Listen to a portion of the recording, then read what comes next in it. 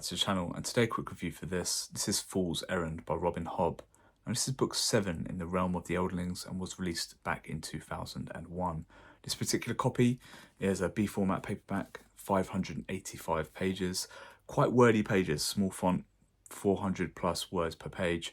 Came in at a rough word count for me of about 240,000 words. It took me 10 days to read, but I am a slow reader, so expect to read this in about a week.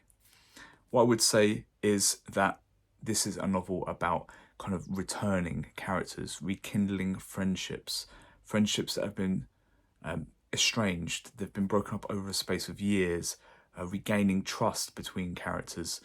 It deals with a lot of very interesting themes. It deals with kind of political and identity, politics, extremism, a lot of very interesting themes and concepts in this novel, and they're dealt with in interesting ways, but not always wholly successful. Also, the character work. This is Hobb.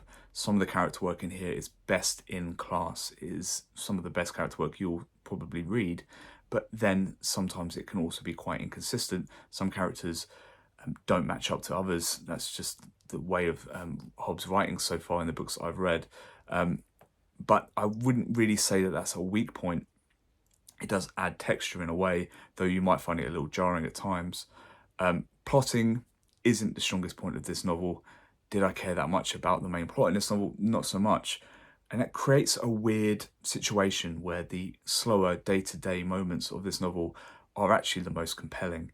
But where this book scores most of its marks, because it might sound like I've been quite scathing about elements of this novel, is that this novel has the ability to make you genuinely feel things, and the highs are higher than what I read in most novels.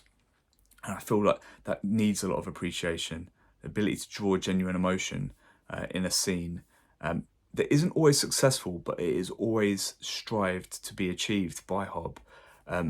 Does need extra recognition, in my opinion. It is also quite nostalgic for me to come back to these characters, as I'm sure it is for everyone at this point in the realm of the Elderlings. Coming back and seeing some of the characters from the original trilogy does have a little bit more gravitas, adds a little bit more weight to this novel. I think it allows it to maybe compete with the Light Ship Traders in ways that it really shouldn't. Ultimately, I think this is a very good book. I could definitely recommend it to you. If you're reading the realm of the Elderlings, you're probably hooked already anyway, but I'd actually give this a 4.1 out of 5.